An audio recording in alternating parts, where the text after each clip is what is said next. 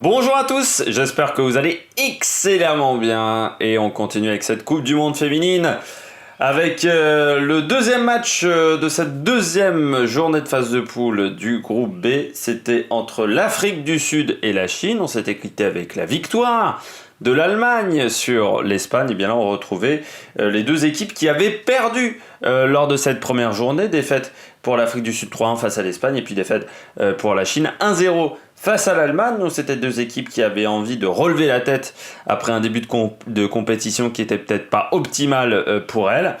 Eh bien, victoire de la Chine 1-0, Li Ying à la 40e minute. Match tranquille quand même pour la Chine, jamais vraiment inquiété par l'équipe sud-africaine pendant cette rencontre qui manquait de justesse technique énormément. L'Afrique du Sud qui, je pense, était légèrement fatiguée également. J'ai trouvé que physiquement c'était moins bien que face à l'Espagne. Ils avaient fait également beaucoup d'efforts face à l'Espagne et peut-être aussi que la récup a été plus complexe pour l'équipe sud-africaine qui, je pense, a été extrêmement déçue par le résultat final. Un match où, encore une fois, il y a eu 2 pénaltys qui ont quand même bien aidé l'Espagne. Même si la Chine n'a jamais été inquiétée et a dominé le match, ça a quand même été une domination stérile. Il ne s'est pas passé grand-chose du côté des Chinoises devant. Et ça, c'est inquiétant. On l'avait déjà vu face à l'Allemagne où offensivement, j'avais trouvé que la Chine, c'était pas top. Face à une équipe d'Allemagne qui avait plutôt été intéressante de ce côté-là. Et bien là, il faudra faire mieux pour la Chine face à l'Espagne, parce que sinon, ça risque d'être compliqué pour gagner cette troisième rencontre. On passe tout de suite au top et flop, et on commence avec l'Afrique du Sud. Ce que j'aimais du côté de l'Afrique du Sud, l'envie d'attaquer, l'envie de marquer des buts, l'envie d'aller devant. C'était déjà le cas face à l'Espagne, où elles avaient fait beaucoup d'offensives, ça passait beaucoup par les ailes. Bien là, elles ont continué à avoir cette même envie, même si c'est brouillon. Et ça, c'est clair et net, c'est brouillon ce que pratique l'Afrique du Sud. L'envie d'attaquer, c'est comme ça qu'on peut marquer des buts, c'est comme ça qu'on peut surprendre son adversaire, surtout quand on est la Chine. La Chine est une bonne nation, mais elle ne fait pas partie non plus du gratin mondial un petit peu. C'est pas le même niveau que la France, c'est pas le même niveau que les États-Unis. Donc, on sait qu'on peut peut-être taper cette équipe de Chine, qui est plus au même niveau qu'en 99, quand elles avaient été en finale face aux États-Unis, où elles avaient perdu. L'envie donc d'attaquer pour ces Sud-Africaines, ça, c'est ce que j'ai apprécié dans cette équipe. Les fautes également. Les Sud-Africaines ont commis très très peu de fautes. 11 fautes pour les Chinoises, 3 simplement pour les Sud-Africaines. Pourtant, même si elles ont eu de la possession, un peu plus que face à l'Espagne, elles étaient dominées en possession par la Chine, qui a eu les actions les plus dangereuses, mais pendant 70 minutes, elles n'ont pas commis de faute, et ce qui n'a pas permis aux Chinoises d'obtenir de pénalty, d'obtenir de coups francs très intéressants.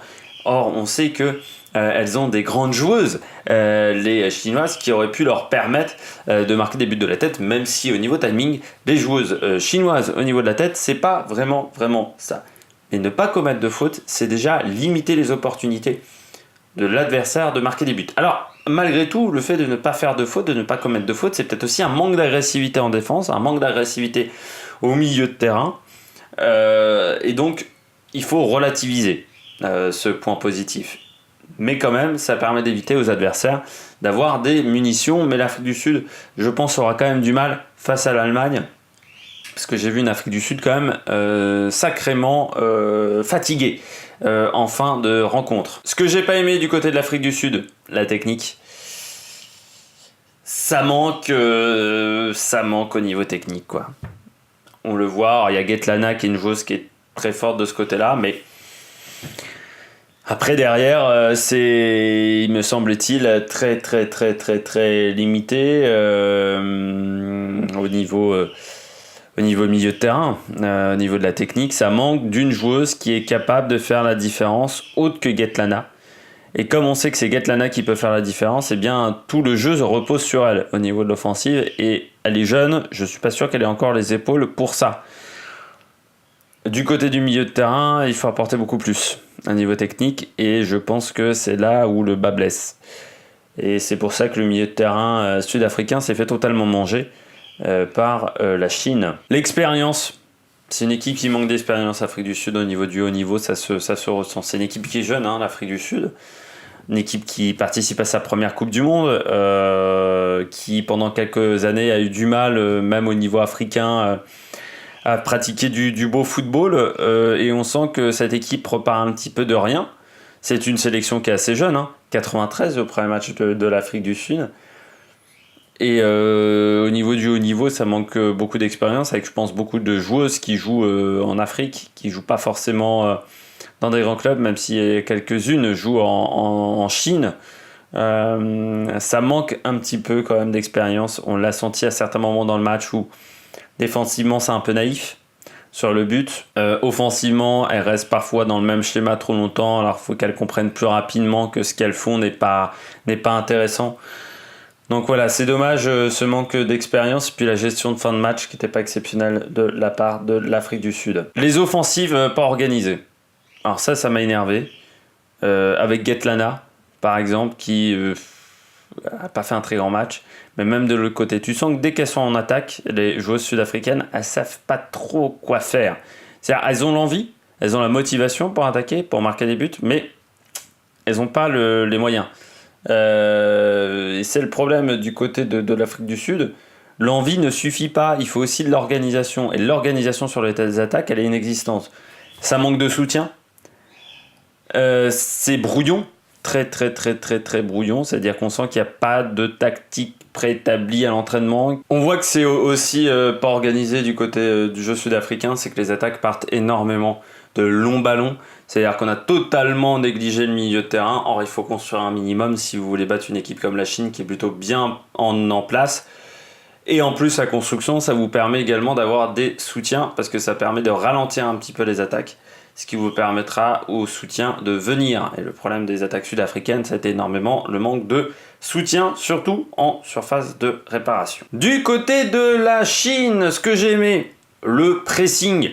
Je l'avais déjà vu face à l'Allemagne, elles avaient récupéré quelques ballons en faisant un bon pressing, et bien là face à une équipe qui est moins expérimentée, qui est moins forte, comme l'Afrique du Sud, elle s'est encore plus vue. Elles ont énormément gêné les Sud-Africaines sur les 2 premiers temps de jeu sud-africains, qui étaient toujours assez complexes, assez difficiles. Les relances sud-africaines étaient difficiles, et souvent comme elles n'avaient pas le temps, les Sud-Africaines, de préparer des bonnes passes, et bien c'était imprécis. Pourquoi ? Parce qu'il y avait le pressing qui a été très bien réalisé pendant, j'ai envie de dire, 65 minutes de jeu, 65-70 minutes de jeu. Après, on a senti une baisse de rythme du côté des Chinois, ce qui est assez normal également. On est en deuxième match de Coupe du Monde, surtout qu'il y avait eu peu de changements entre l'équipe qui avait joué face à l'Allemagne et l'équipe qui avait joué face à la Chine, à part 2-3 joueuses, c'était assez limité. Donc voilà, le pressing chinois a plutôt été très bien réussi. La construction du jeu, c'est tout l'inverse de ce qu'a fait l'Afrique du Sud. Les Chinoises ont construit le jeu, ont essayé de construire leurs offensives avec un jeu basé sur un système en triangle, c'est-à-dire que sur les ailes, on a beaucoup de passes entre 3 joueuses, c'est-à-dire la joueuse axiale, la latérale et la milieu, droite ou gauche. Ce qui fait que ça permet d'avoir des jeux sur des petits périmètres, mais elles maîtrisent ce système-là, les Chinoises. Et ça permet parfois de trouver des solutions et surtout de fatiguer la défense adverse. Et elles ont énormément fatigué les Africaines dans cette défense-là. Par contre, des fois, il y avait un peu trop de construction et elles hésitaient à aller en contre. Ce que j'ai pas aimé du côté de la Chine, l'attaque, c'est le néant offensif du côté de la Chine. 16 tirs, 3 cadrés. C'est pas suffisant. C'est dû à plusieurs choses. Un manque de réalisme total des attaquantes chinoises. Les timings au niveau des têtes étaient catastrophiques, par exemple, pour l'attaquante chinoise.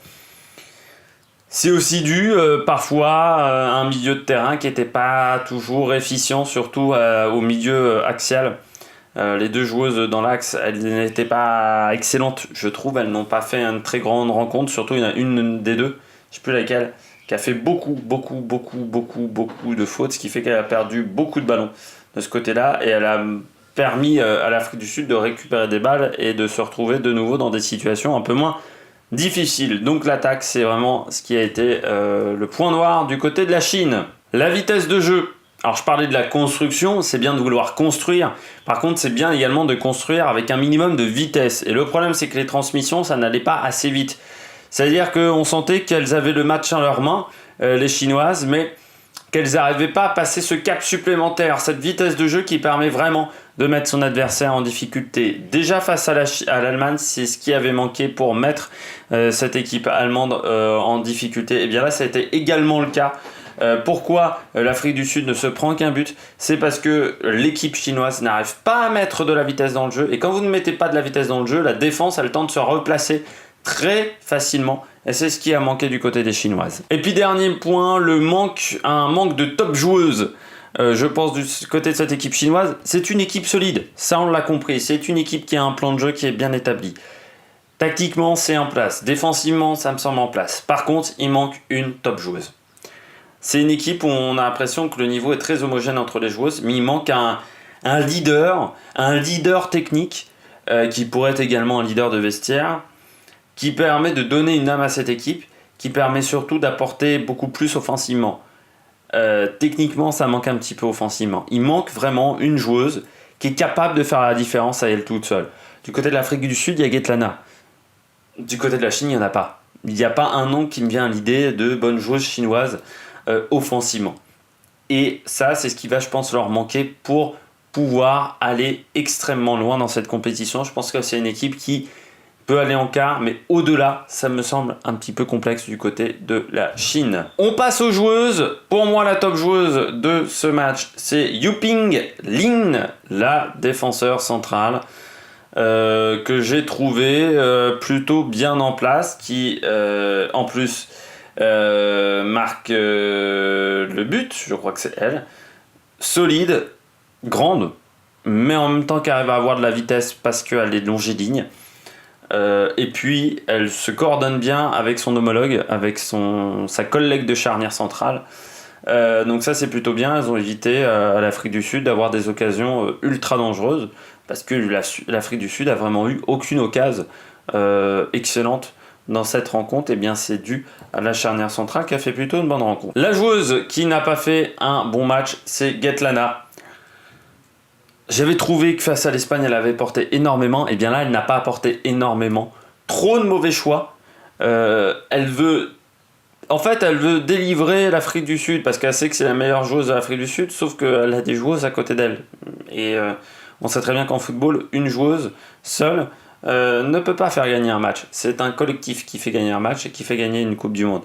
Eh bien, Svetlana, elle croit qu'à elle seule, elle peut faire gagner des matchs à l'Afrique du Sud. Eh bien non, ça ne suffit pas. Il faut s'aider de ses homologues. Elle n'a pas assez joué collectif. Elle a aussi mis son équipe en difficulté parce qu'elle a perdu beaucoup trop de ballons sur des hors-jeux. Et des hors-jeux parce qu'elle n'était pas replacée. Elle faisait des appels alors qu'elle était derrière la défense, ce qui est quand même un manque d'intelligence. Et oui, elle a un manque un petit peu d'intelligence dans le jeu, je trouve, un manque de réflexion dans le jeu. Parfois, où elle pousse un peu trop le ballon alors que le côté gauche est totalement ouvert ou qu'à droite c'est totalement ouvert. C'est bien dommage de la part de cette joueuse qui a quand même un grand talent technique et individuel. J'espère que vous avez aimé cette vidéo. N'hésitez pas à vous abonner à la chaîne. N'hésitez pas à réagir dans les commentaires. On se retrouve pour de nouvelles aventures sur l'Amérique Production. Ciao ciao.